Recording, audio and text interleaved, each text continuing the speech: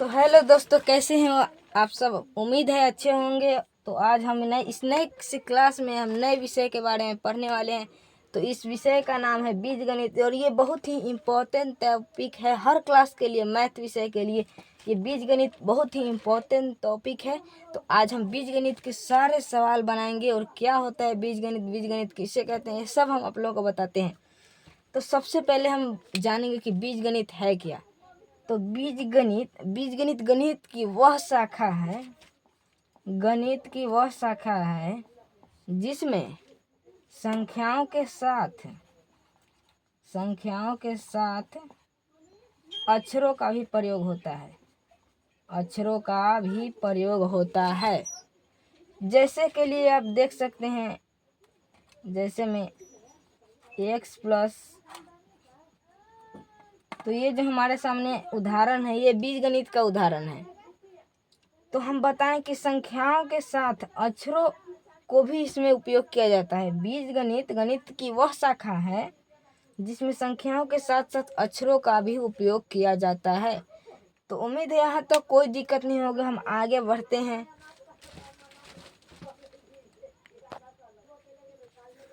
तो दोस्तों, सबसे पहले हम बीजगणित में बात करते हैं बहुपद की।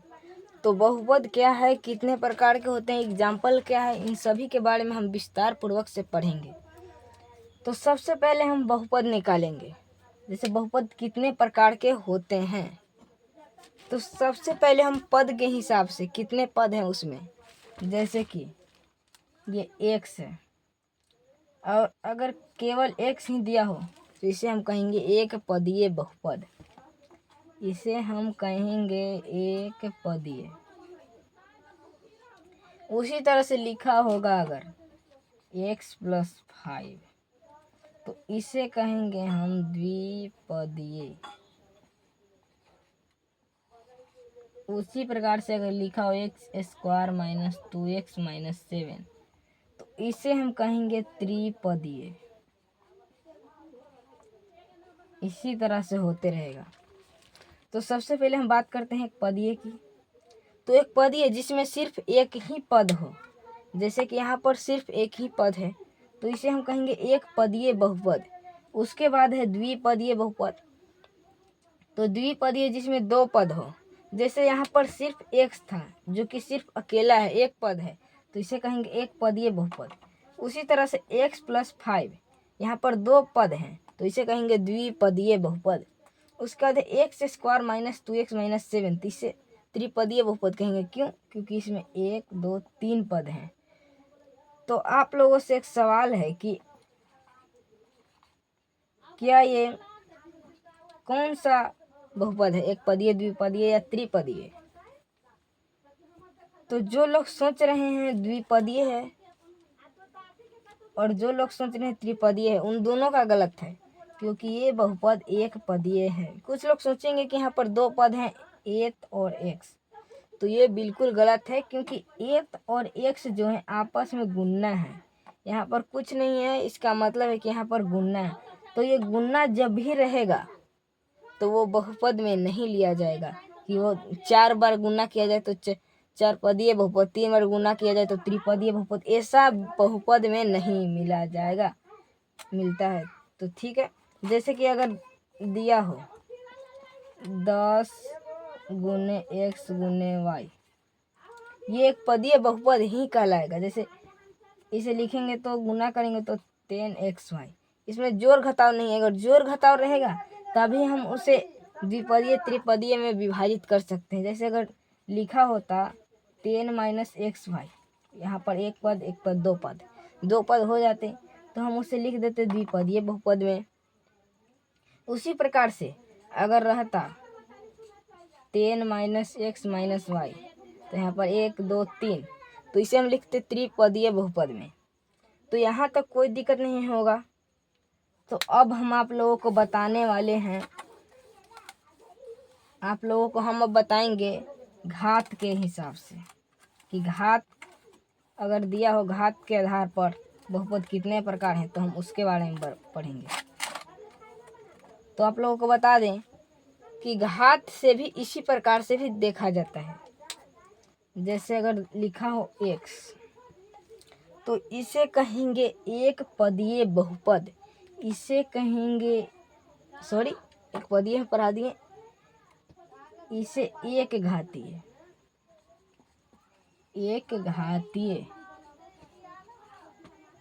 और बहुत जगह एक घातीय नहीं दिया रहेगा तो वहाँ पर लिखा रहेगा रैखिक बहुपद।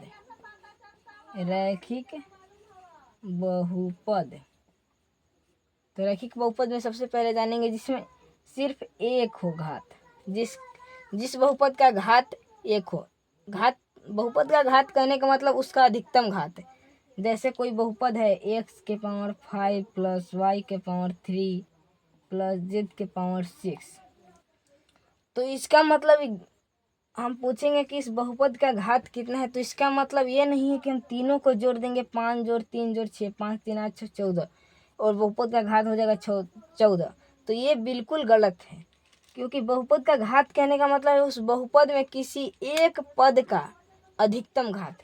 तो यहाँ पर अगर हम देखें तो x का घात है 5, y का घात है 3 और z का घात है 6, तो सबसे ज़्यादा घात है 6, तो इस बहुपद का घात भी होगा 6 ही।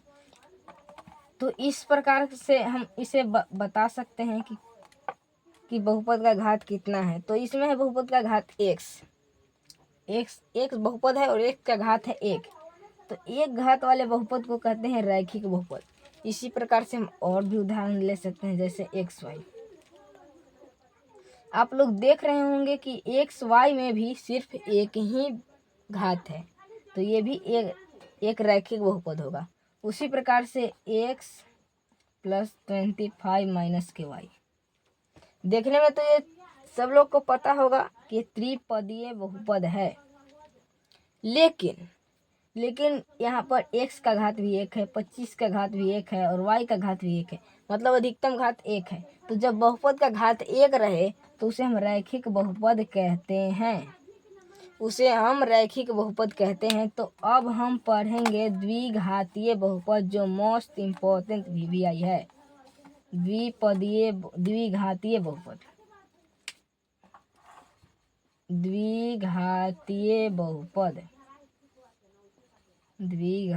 बहुपद, जैसा कि नाम से ही पता चल रहा है कि द्विघातीय मतलब जिसमें दो घात हो उसे द्विघातीय बहुपद कहते हैं। जैसे x² minus 5 plus 2y minus z, इसमें 4 पद हैं लेकिन अधिकतम घात 2 ही है। अधिकतम घात 2 है, इसलिए इस बहुपद को हम द्विघातीय बहुपद कहेंगे।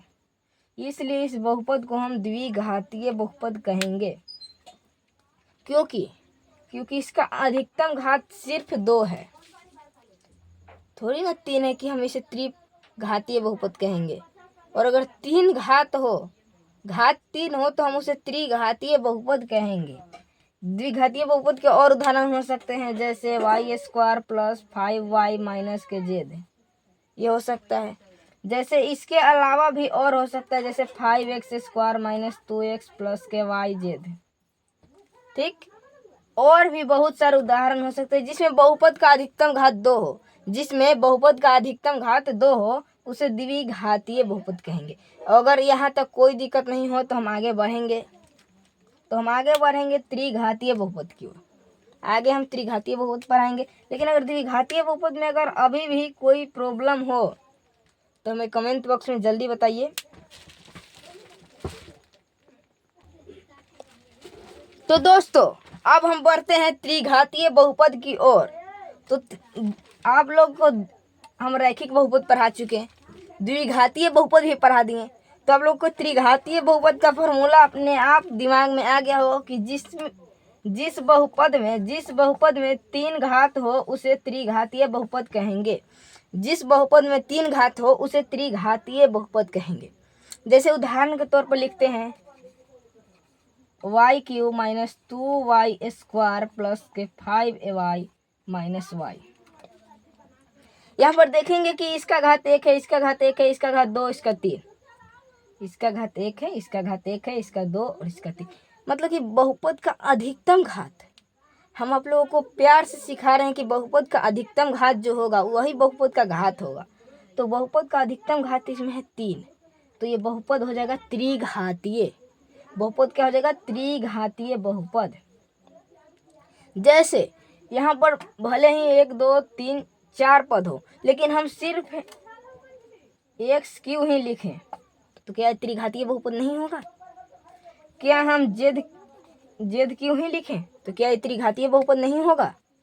क्या हम लिखें 5x3 यह त्रिघातीय बहुपद नहीं होगा? होगा। घात के आधार पर अगर पूछे तो हम पद को भुला देंगे, और पद के आधार पर पूछे तो हम घात को भुला देंगे, और यहाँ पर घात के आधार पर पूछ रहा है तो हम पद को भुला देंगे। ये मत देखेंगे कि यहाँ पर एक पद है, यहाँ पर 3 घात है, इसलिए बहुपद त्रिघातीय बहुपद होगा। और अगर पूछता, जैसे पूछता x³ - 2y, और अगर पूछता इस बहुपद को, ये बहुपद पद के आधार पर कौन सा बहुपद है, तो देखेंगे कि 1 2 पद है, तो द्विपदीय बहुपद। ये कौन सा बहुपद होगा? द्विपदीय बहुपद। लेकिन अगर हम घात के आधार पर देखें, तो ये बहुपद त्रिघातीय बहुपद होगा। ये बहुपद त्रिघातीय बहुपद होगा। तो त्रिघातीय बहुपद तक, यहाँ तक आपको कोई भी दिक्कत हो, पद के आधार पर बहुपद पहचानने में दिक्कत हो रहा हो, या फिर घात के आधार पर बहुपद पहचानने में दिक्कत हो रहा हो, तो हमें कमेंट बॉक्स में ज़रूर बताइएगा। और बहुत से बच्चों को ये भी नहीं पता होता है कि हम बहुपद को गुणा कैसे करें, तो हम गुणा करने का तरीका आप लोगों को बता रहे हैं।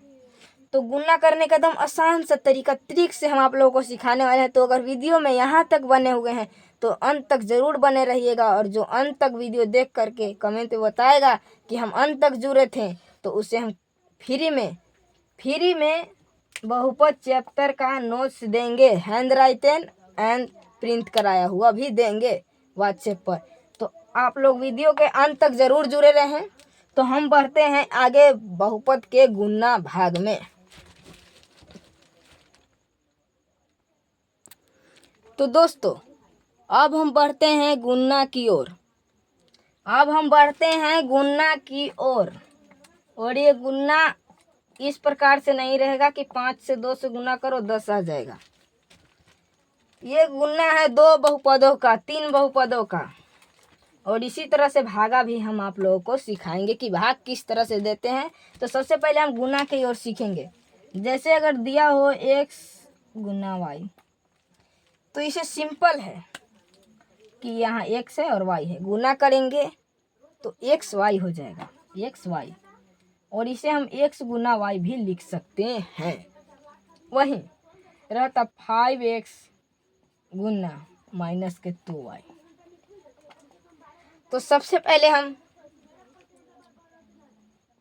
जो हमारा अंक, जैसे कि हम आप लोग को बता चुके हैं कि बीज गणित में अंक के साथ साथ अक्षर का उपयोग हो जाता है, अक्षर के साथ साथ अंक का उपयोग हो जा सकता है। तो यहाँ पर अक्षर और अंक दोनों हैं, तो हम कोई एक को पहले गुना कर लेते हैं। जैसे मान लो कि हम गुना किए अंक को, तो इधर था 5 और इधर था -2, गुना करेंगे तो आ जाएगा -10। उसके बाद हम गुना करेंगे अक्षर का, तो इधर का लेता रहे x, इधर का y, एक्स वाई में गुना करेंगे आ जाएगा xy। तो -10 था पहले से, इसे लिख देंगे -10xy।